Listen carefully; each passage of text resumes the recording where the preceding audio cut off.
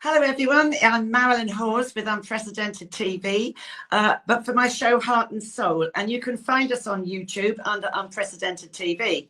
I'm also CEO of a charity called Freedom from Abuse, which seeks through training to prevent child abuse, or any abuse actually, of which there's far too many in society. So for Heart and Soul, I like to invite anyone with a lived experience or an interesting story to tell to come on as a guest on my show. So if you have a situation you think, actually, this needs to be given more oxygen, people just walk away from some situations that are, in fact, other people's reality, and they like to live in this little bubble. Well, I'd quite like to burst that bubble and kick the elephant out of the room. And with some of the topics we have to deal with on my show, that is what we have to do.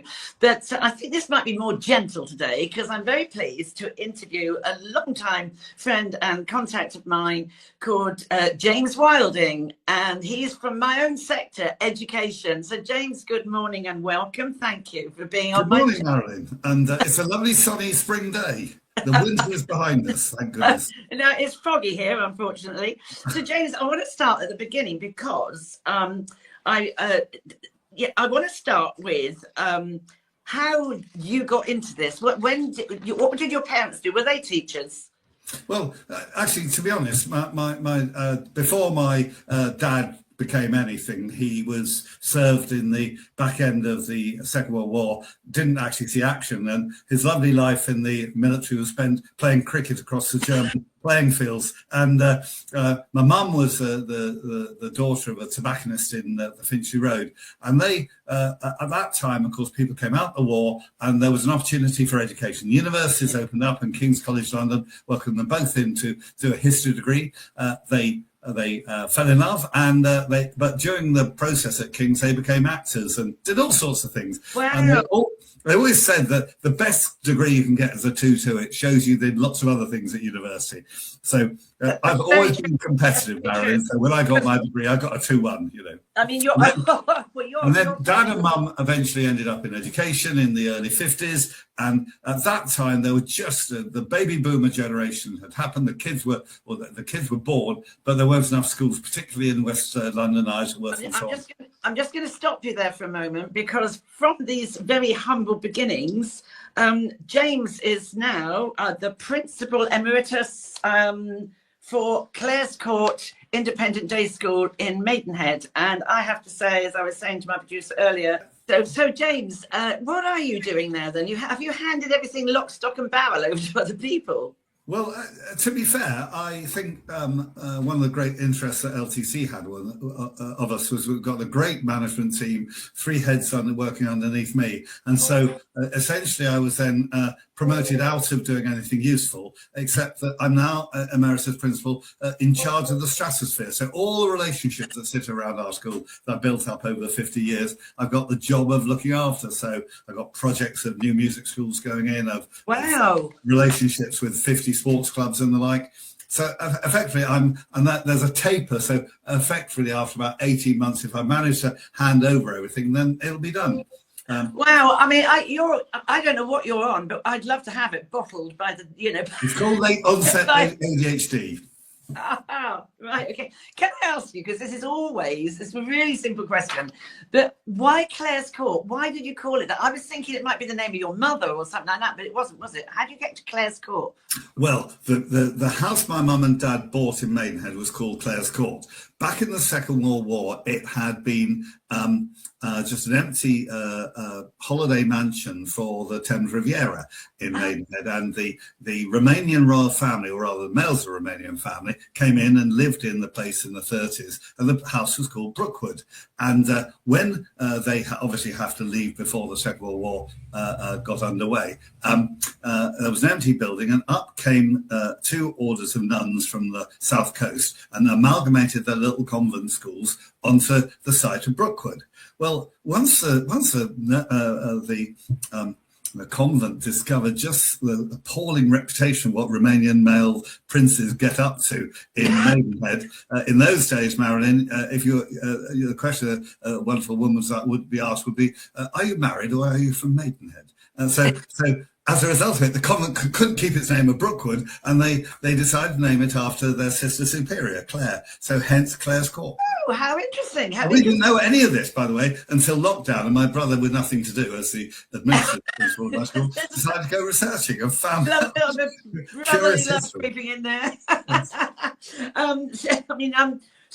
I am fascinated in, and if you could just give a 2-minute explanation of all of these graded things, right? So you have a brilliant document that you just released. I think it was on LinkedIn. I found it. 50 years and counting, leadership, management, and teaching through the ages. Now, I would have been a baby boomer, so that's the first decade. What in 2 minutes did that present? Because I thought I had a perfect childhood.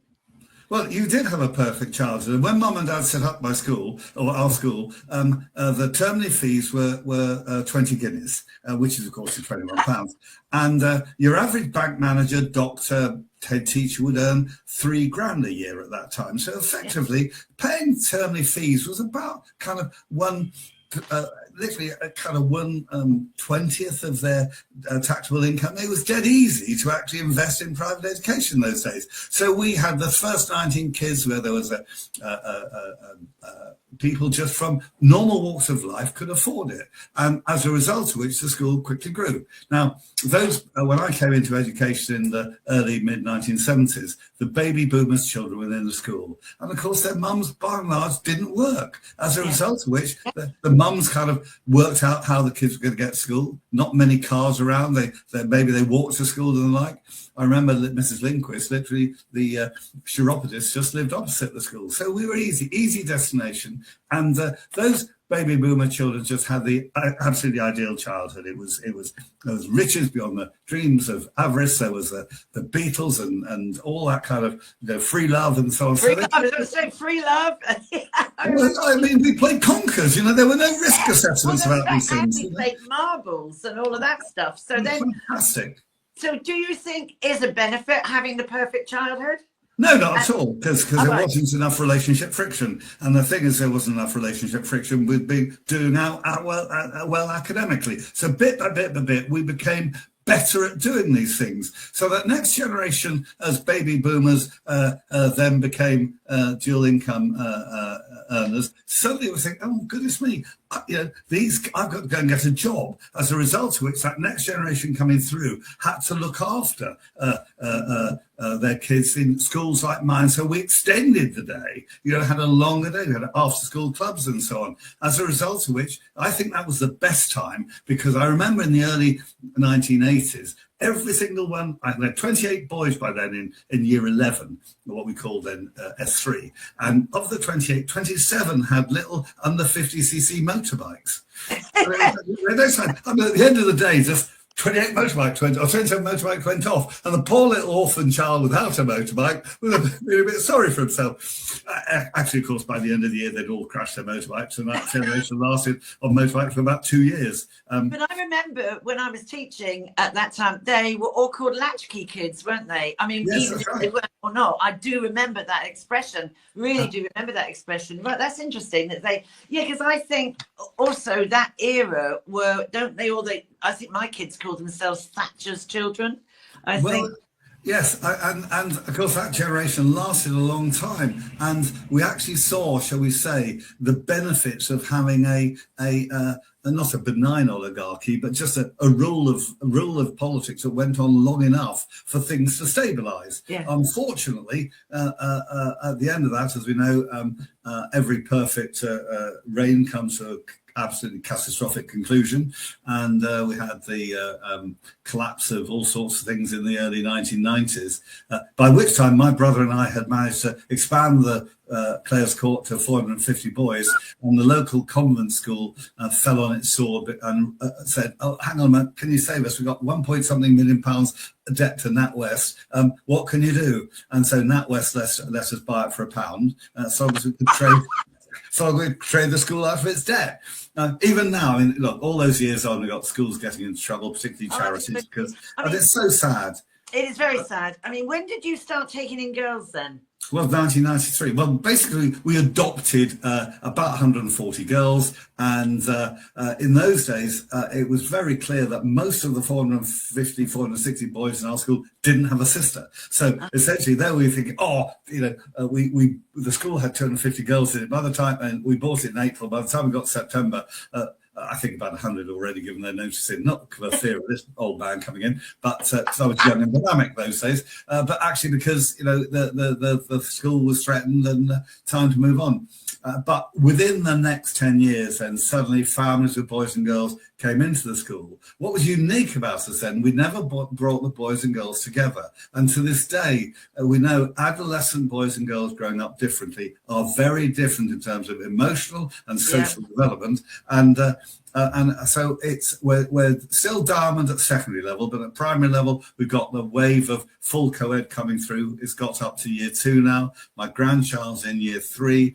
He loves playing rugby and football and netball with the girls in the next class, but he doesn't need to be in the same room with them because he doesn't even see gender. He just gets on at his level, dare I say, playing conkers and that kind of Now, those latchkey kids love their life, but of course they then sadly become parents, and suddenly then they realise that they need to look after their kids a bit better, and so there was that kind of millennial approach to life where. Millennial kids, millennial kids, and the parents, of course, bought helicopters and snowplows. And suddenly, because these parents became world experts in education, there was this thing that they brought up the perfect kids. What's fascinating now, we've got Gen Z parents in the school, and the anger between Gen Z parents and millennial parents is bunkingly obvious. I mean, I can't tell you how angry they are, because it's the Gen Z parents. You've given your kids phones. You've given them. You're the rightly so. You won't even allow them to have resilient childhood and damaging relationships. Apparently, for you, if the kid can't read, you'll get a diagnosis that it's because of this, and it's not like that at all. We've got the Gen Z are actually turning out to be rather good parents. But the latter end, I have to say, millennials are fabulous parents as well. They go and support their kids everywhere. And it's not quite as abrupt as that, but very notional difference between that. Yeah, I've heard that in other schools, though, James, as well, that the Gen Z parents are much more switched on to what their children have in their hand. I mean, I get irritated when they get, a 7-year-old has a smartphone. Why? I can understand they need phones, but there needs to be some direction and overview on it. But I mean, that is interesting. But I have heard that from other schools that I've gone into. Now, what is interesting for me, because I've never heard of this, is we're now going to be at some point going into Generation Alpha. Yeah. So the very clear issues we've got moving forward are demonstrated in countries like Sweden. What happened there was, as soon as you had smart stuff, Sweden said, look, we can save all the money out. We don't need paper. We'll just go fully over to digital textbooks, digital writing and the like. And once they've done that, suddenly Sweden have seen the cognition of its adolescents drop. It's been very obvious in America, where the upper 50% have actually stayed bright and lively. Go to Harvard and you're going to be as good or better than you and I. But the bottom 50% have seen their numeracy and literacy age drop to 7. I mean, can you imagine having a population of adults coming into the workplace with a literacy and numeracy age of 7 because they haven't actually been involved in this business called academic learning and dare I say, the kind of need for relationship trauma. You actually got to have that. You've got to learn how to fail and the like. So absolutely. Sweden have now just gone literally back to, they banned screens entirely, back to all handwriting. And the thing is, there's absolutely a middle way, which is trusted around about 70 to 80% stuff on paper, stuff with hands, stuff with playing, and maybe no more than 30% on screens, and almost never send too much home on screen, because when the kids get home, they need to get into a routine of home. And home's got to remember, have baskets at the bottom of the staircase. You've got a device, it doesn't go upstairs. That's right. Absolutely right. Absolutely right. I'm interested in talking about boys and girls as well, how you keep them separate to some of the time. Because I've always said, and I get shouted down because I was in a school the other day, or no, a year ago, actually, not the other day, pronoun badges and all this stuff. And, and I've always felt through my teaching career that boys are different to girls. They learn differently. So my thing was music. And I found that the boys were always up for syncopated rhythm and rocky type stuff. And the girls were quite happy to sing "Oh, for the Wings of a Dove," you know. But I think they are different. They are wired differently. And I don't understand all this. And what I really move fast forward now really irritates me, and I'd be interested on your take on this, is how all the boys now are going to be told if they're naughty boys, they're going to have stuff on misogyny. I mean, seriously, talk about, for me, I think that's completely emasculating them. I really do. I mean, I know in your school, if somebody steps out of line, you manage it. You're not going to stick them on a course of misogyny. Or am I talking out my rear end? No, not at all. So one of the great experts in this field from our country is the former head of Thorpe Hall in Essex called Andrew Hampton. Yeah. And Andrew has produced 3 particular vital things of evidence for us. One, the whole nature of how girl relationships are really difficult to navigate, and they find that particularly difficult between the age of 9 and 13 because they daren't break ranks. They must have a best friend, and if as soon as they fall out with their best friend, they're thrown off the social raft. The head girls on board, keep them on board. Now, what that means is, I'll give you a scenario. So Leah goes home and says to Mum, "I've been bullied at school by Georgina. What am I going to do?" So Mum gets in touch with school to say, "My daughter has been bullied at school by Georgina. Where are we going to go to?"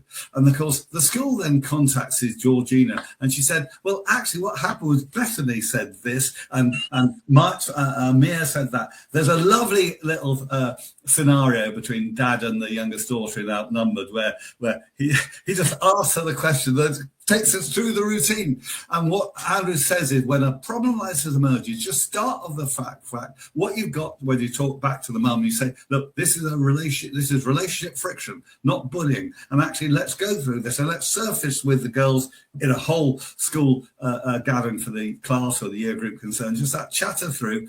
Let's kind of where's the relationship friction coming from?" And once you have the right question being asked the girls, they'll tell you. But blame a girl, and she knows that other girl, she'll never talk to her again in her life. Now, Marilyn, you remember those times because you're a grown-up, but that time of being an adolescent is the hardest time for children to grow up. Do you know, honestly, James, I will never forget Hilary Webster. She, I would have said bullying, but relationship friction then, and there was a lot of envy and jealousy that I was always chosen to be on the stage for acting and she never was. I'll never forget her name. Hilary. I'm frightened of anyone called Hilary. I mean, I can't forget her name. But the boys, I mean, do you see in your school a massive negative input from Andrew Tate? Have you had that in your school with the boys? Let's be fair. The evidence shows, number one, that if a boy is going to see pornography, it's going to be on his smartphone in school break times. So misogyny is actually a learned experience about how to enjoy being a peer male in your adolescence. And that's a real problem for people, because that's why parents must not allow boys to go upstairs and look at smart stuff, because it will just always degenerate into that problem area. And it doesn't really matter where you go with that. I remember when my family have an outreach party in Dubai, and the elder boy, who's now in year 5, was asked about 7 months ago, had he come across the name Tate? And of course, yeah, we're all talking about it. What does it mean? I don't know. You know, in other words, they learn the concept of bubble gum before actually ever getting in touch with it. But then suddenly they start using language even before they've got experience of it. And that's when we find, when we do work with year 7, year 8, year 9, they absolutely know all the stuff. And the trouble is, it's connected with, leave alone the bad stuff. You know, he's got a Ferrari. And I mean, you know, it's the dinky toy generation grown big. And so you've got to really be careful about dealing with this. Hence, Andrew Hampton's second book, I'm not his salesman, by the way, called Working with Boys. I had a really lovely friend I played golf with, and he said the best bit of advice he ever gave me about growing my son when he was 10 or 11. He said, "Never, ever, ever humiliate your son." It's exactly the same as girls. You must never humiliate him. And of course, what dads do, they humiliate their children. Yes. And that's wrong. And Yeah, mums humiliate them. I totally agree with you there. I've seen it when I was teaching. You hear it. Oh my gosh, if you go and watch your grandchildren do any sort of sport at a weekend, you hear, you know, the dads, someone they're standing on the touchline and they're like, I mean, it's just awful. As do some of the coaches. I mean, some of the coaches are absolutely awful the way they talk to the children and shouting at them and humiliating them. You are never going to get the best out of them ever. And a lot of children these days, because they are more coming forward, they will actually give it all back to you, or they just close down, won't they? I'm not being spoken to by that too. And frankly, rightly so. There are some people that I still say should not be in teaching. So you were... Wait, there's an end to the story. So we're coming off the golf course. His boy's just got GCSEs and he gets 7, 8s and 9s. And the dad relates to me the story, and thank you, James. I said, don't forget, Roger, you can actually now humiliate him. And looked at me, absolutely. Why now? He said, because now he needs driving lessons from you. So, which, you know, bear in mind, you know, you won't learn to drive a car safely if you're just being nice to a child, you know. So, well, anyway. This is the thing. This is when I was a deputy head, I can always remember parents that have a new baby, they'd come in and go, what can I give them? What can I give them? Your time. It's free. Give them your time, and don't always come out with the big guns. Listen to them. You know, even my kids now, they're older and grown up. If I've done Sunday lunch, they can put their phones away, even though they are 30 and 40 years old. I don't, you know, it's rude. Communicate with people. It's rude. So, you know, let's go on to when you're an inspector, because not only do you have all this with Clare's Court, you've also got a stonking career with the Independent Schools Association. I mean, you've been a trustee of that. Are you still a trustee of it? Well, I am, and it looks as though I'm managing to survive being a trustee until 2028, which is when our association is 150 years old. Now, so it was founded, dare I say, in 1878. You can do the math, so therefore 150 years old. And there is no member, trustee, or even serving head from the last century, the 20th century, in my association. Now, as you know, Marilyn, I got a portrait of Dorian Gray in the loft. So when I come to those celebrations in 2028, I'm going to come back as a founding member of ISA, because my school that we bought in 1993, actually Maidenhead College was a founding member of ISA all those years back ago. Oh. And so for people that don't understand, you don't go into a school. I mean, you are under that umbrella are the inspectorates, aren't they? The inspectors. I've done so much of that. I've left it behind now, because you get to the stage whereby the latest cycle called F23, it's the worst hybrid you could possibly have, because again, it's choosing to be both an MOT service, which it should be, and also this kind of glorification of school. Oh, look what the inspector said about us on one day, on one, you know, imagine what the people owning the Premier Inn in Maidenhead think after the disaster in recent months of, you know, giving a door key to a rapist. I mean, your reputation is only as good as one day, so don't do that. You know, just give schools at MOT. Ofsted have done exactly the same thing. You know, they've tried to soften them, make sure it just has an MOT as a regulatory requirement, and let that school develop its reputation locally for all the things it has to do, which is reach out to the community, become far more part of the world in which it's living in, as opposed to this thing hiding behind a banner saying Ofsted, we're excellent, well, outstanding. Well, I agree. I mean, it's caused so much damage, you know, and I used to, and I still don't like seeing teachers so stressed, like, oh, with any luck, we missed the expecting something else has happened. He's gone away somewhere. We know, oh, you won't probably get the inspection until next term. They are still terrified of the inspection, aren't they? And the band of people turning up, and they literally freeze. I mean, they're just so worried about it. And I think, they suddenly come out. We've seen some disastrous things happen where head teacher took her own life, didn't she? Because maybe there were other issues. Who knows? But I mean, it's suddenly you've been a great school and go from excellent to sort of satisfactory, and no one's coming back in to help you, like, navigate your way through in improving yourself. They come in, they do the tick box, and off they go. I'm hoping from some of these disasters that the inspectors now come in and do a more rounded job in a way. Or am I, again, you're in I'll take that as maybe no then. Well, look, again, as you know, I'm a storyteller. So the lovely thing about reversing into a charity as venerable as the licensed trade charity is that my school, as the principal of, have actually got now not a principal but a patron, and the patron's King Charles III. And so, isn't that lovely? Unfortunately, as we know, the royal family have people such as the man formerly known as Prince, who we can't have anything that is anything other than beautifully transparent. So effectively, one of the great things I've got out of no longer being a proprietor, how much I could be full of integrity. So you've actually got to reverse yourselves out of that position and make sure people can have public scrutiny of what you do. But that public scrutiny mustn't be just of what you do, but your impact. I mean, in the end, what if a kid comes into my school, whatever their ability, they come out with their engine running. And that's what schools got to understand, not have passive learners who've got 8 9s at GCSE. It won't mean anything. When does somebody ask you about your A-levels, mate? That's what I'm saying. That's why Clare's Court is so good. I have seen the development of these children. I came and spoke to your year 13s, did I not, last year, that were about to go to university.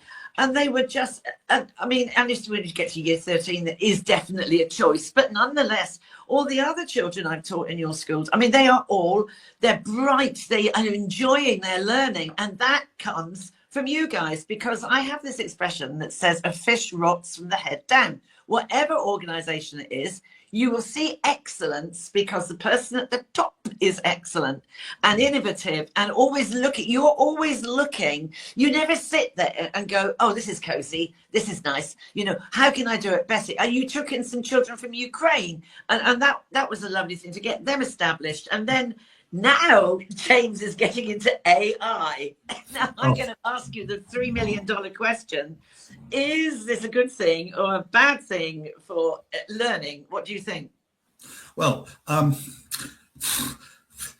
like all technologies, it's got to be understood, and regrettably, a little bit like the motor car, Benz had no idea what he and his little factory were creating when they produced a combustion engine. They never know actually would end up with global warming. So we've got to be very careful about what AI means. So the real problem happened with AI when it came in effectively on the smartphone in 2007. What started happening in 2015, 2016 was the social media gurus started making the AI machine start working out who you were, and let's just feed you the stuff that you'll become addicted to. And as a result of which, suddenly people start scrolling, because if they scroll, something else will be interesting there. Something else will be interesting there. Now, you and I know if we pick up a newspaper, particularly I take the Times, you can guarantee that either on page 1 or page 2 or page 3, there's a picture of a royal. I'll just ignore that, you know. But if I pick up the Guardian, there'll be nothing about royalty on it and nothing about independent education. So in the end, you pick a newspaper and you run through it, and some you like, some you don't. In scrolling, you like it all. And the trouble is it feeds into the negative channel. So where do I find AI takes us now? Answer, you've got to stay in top of it. And that's why Google invited me in to become Teacher Academy, Google Certified Innovator in 2012. And I've stayed alive to it ever since. And I did a talk on Wednesday, just before Auntie Selda was showing in the idea of smartphone-free childhoods. And how can a school like mine have a smartphone-free organisation until they're 11. That means no smartphones at all at home or at school, into a school that actually has Chromebooks and machines and devices whereby they're learning how to use AI. Now, I don't think we can be in control of AI, but at least we can use it. Anthropic, remember, lovely AI tool, the owners of that who've just given up, they don't have, Facebook their children don't have AI. They don't have any contact. So we've got to be very careful. What I know AI is going to do to us is, you know, it's going to give better surgery. It's going to give us loads of things that we hadn't conceived of. And when we move from current parallel processing to, and whatever you want to call it, into multiple dimensional AI, we're going to end up with a situation where AI for the first time will be able to be far more creative than the current machines we've got. Now, I know and you know, we have the way our neurons work in our brain there. It's not just three-dimensional. We actually can think back in time or look forward in time. And I go sleep at night not knowing the answer. I wake up in the morning, the answer's there. So I think we are still capable of taking charge of it. But when I need a new eye in 10 years' time, I'll have one. It'll be bolted in. We'll be a mixture. Think of Brave New World. We're going to end up with we've got to stay in control of it. Otherwise, we will be subordinate to it. And I think the danger is as well, though, is making sure that children fact check. I mean, my little granddaughter's 5, and they're teaching her all about AI. And I just said, whatever because it's just going to grow and grow. And I was listening to a program on 5 Live the other day, and there was this guy on about AI, and he was saying how rapidly it's come on in the last 5 years. Its development is off the scale. But also, as you say, there are the good bits, as long as you fact check and you're careful this is the other thing, you're careful what you put out about yourself on social media, because AI scrolls it, doesn't it? It goes through Google to try and find stuff, and it matches it up. I was dealing with a lad a couple of years ago. He's a footballer, actually. Can't say who it was. But in AI, he was contacted, and in the most awful situation, it had taken his voice and everything about him, and he found himself in court for something that he was not at. How do you prove it when it's so... he's gone. I'm here. You're there. I mean, how do you prove that? It's really difficult to prove it because it is so similar. And a lot of these awful child abuse images that are being created on AI, they're now having to be looked at as real cases. I mean, because it's so extraordinary. But I do agree. I mean, this is extraordinary, though, James, that you are Google certified evangelist and a leader in integrating AI into the classroom. Wow, full marks. Well, the thing is, look, I'm holding up this thing here. Now, AI can do this image, but it won't tell you why I want this in my room. So the thing about art and the arts more generally is you can come up as Salvador Dali with stuff that we couldn't, and we wouldn't like it. And suddenly this societal thing's coming around and say, wow, that's interesting. You're making those choices. Now, that's a bit that AI will never get to because it's an emotional heart thing. A lovely guy I taught a few years ago at my senior school, Joe Reeve, he never bothered going to university. He's been one of these great digital gurus, and he's now late 20s. And he, having sold out his 2 companies straight away, he decided he's doing 2 things now. One, trying to do the Mayor of New York thing on the London Underground, making sure trains aren't covered in paint. And secondly, he's come up with this brilliant thing on his phone, an app, whereby you can point it at any piece of art or statue you want, and it'll tell you all about that. Now, isn't that brilliant? You can walk around London and see these random statues there. They've got no idea who they are, and suddenly we get an appreciation. And that's where we as human consumers can appreciate things in a way that AI can't do. That's right. My daughter-in-law is head of natural science and everything at a private boys' and her lad, my grandson, who's now 13, showed some interest in mushrooms, and so she got this app, and so then they go out walking. I mean, what he knows about mushrooms and toadstools and all of that is extraordinary, all because she's looked at it and said, oh, this is this is that, this is the other. So it's absolutely brilliant. It really is. I mean, but remember the 80-20 rule. Remember the 80-20 rule. If you're an educator, the rule is 80-20. Only 20% of the time using screens. You've got 80% of the time, they've got to give them the Ladybird book. They've got to work out in between the weft and weave of pages, there's things to appreciate. Boredom's an important thing, but not boredom on your own in a dark space. Give them things whereby they can enjoy themselves. Yes, I find sometimes as well, it's all go, that the children, it's like, oh, it's piano music tonight. Oh, it's so-and-so tomorrow night. Oh, it's netball the next night. Then it's swimming. And for goodness sake, do these children ever get time to relax? And I think as a music teacher, I always used to say, I am teaching you a recreation. Recreation means recreate. So, relax and recreate yourself, I think. So, I mean, if you have your last lesson that you're ever going to teach in your life, what would that lesson be? Well, it would be with children in front of me. I think I would take a group of 12 and 13-year-olds. In fact, I did this the other day. I'd recreate the piece of history that you want them to understand.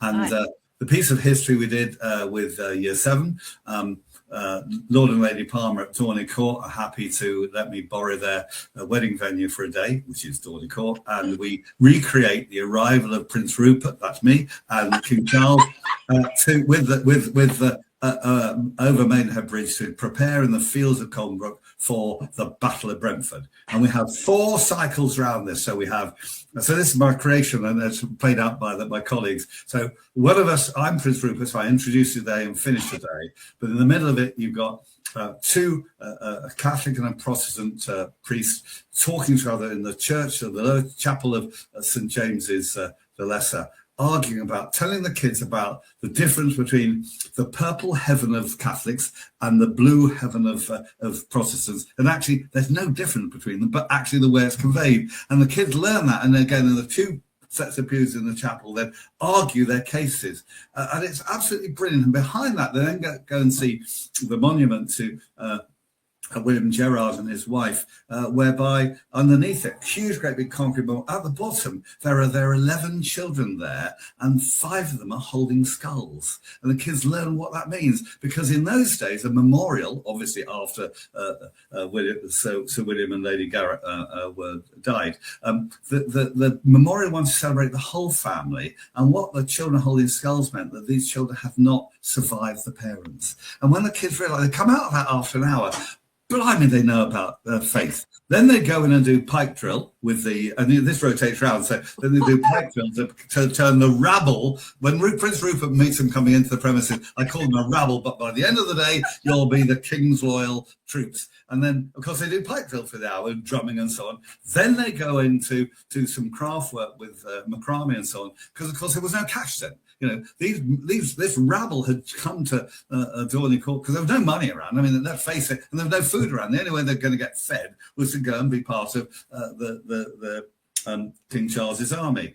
And so they then learn how to make macrame things and kind of work out the value. And the final set of groups say, look, these troops are going to be bored. So you're going to learn actually some Shakespeare and some other playwright or comedy of the time, and actually learn how to perform that in front of them. And at the end of the day, the boys and girls start off, no, they won't work together. So by the end of the day, they're all over the ideas of here are boys and girls being forced to being members of the army and loving a day and time. And that, when you see learning happen, remember the thing that's always important about learning, you don't learn from a book. You learn from being able to talk about it. Absolutely, and by that's right.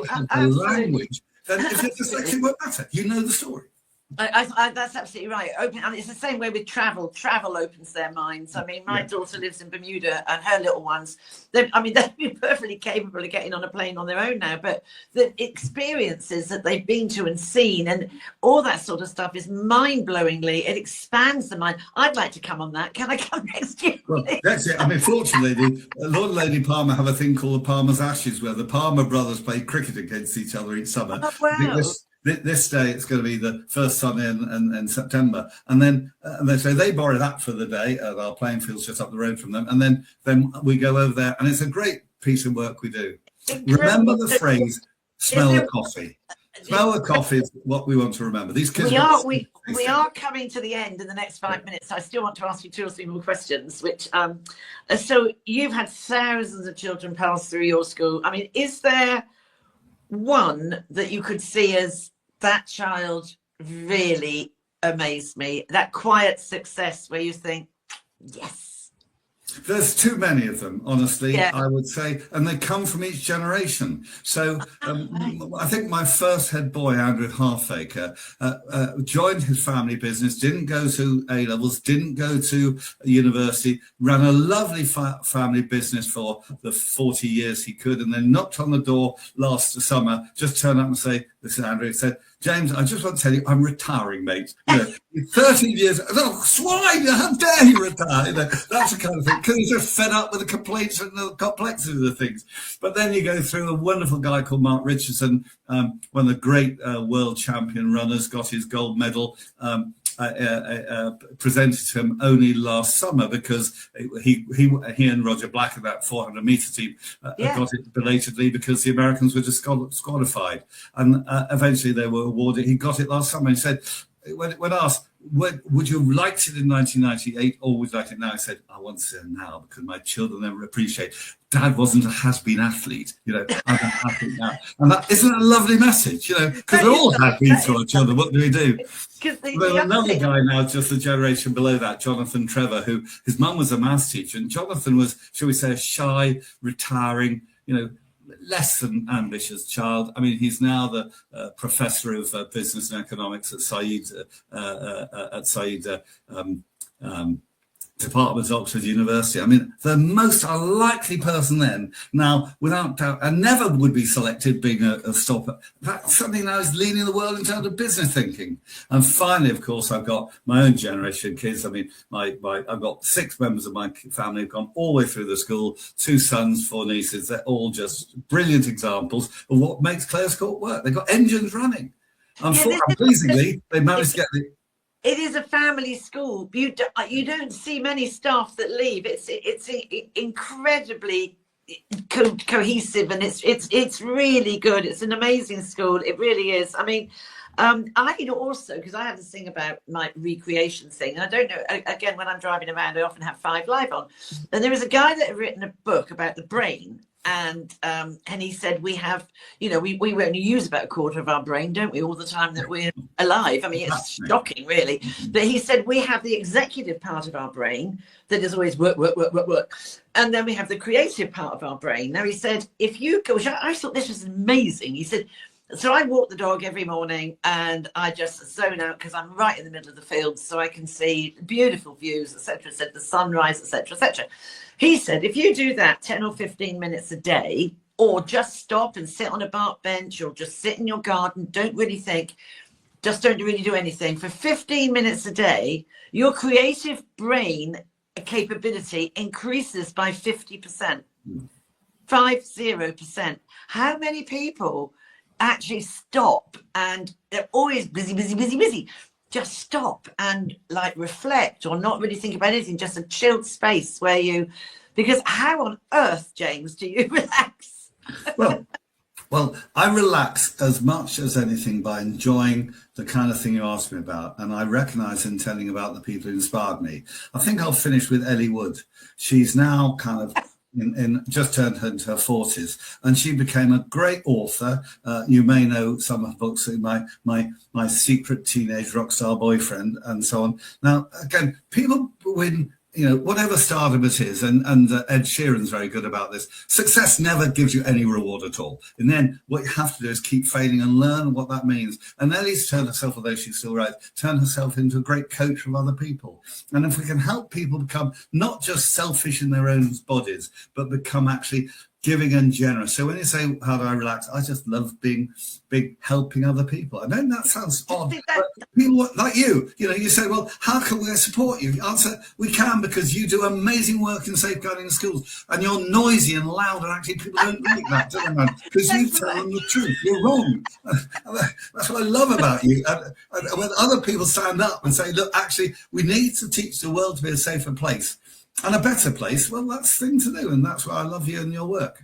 Oh, thank you so much, James. So we're talking about this as a mutual appreciation society. I mean, I hope this goes out and you fill your school with more pupils, because I kid you not, I have been to so many schools, private, independent, boarding, you name it. I've been to the back end of, nowhere, where it was just absolutely hideous with, I don't like shouty schools. There's no need to shout at children. You don't. You just have this, there is this respect within the children, of not just respect, but also the expectation, and yet the freedom to grow and develop and change and experience new things. And really, no door is shut to them. It is a remarkable school. And like you see, my kids, everybody says to me, oh, you're doing too much.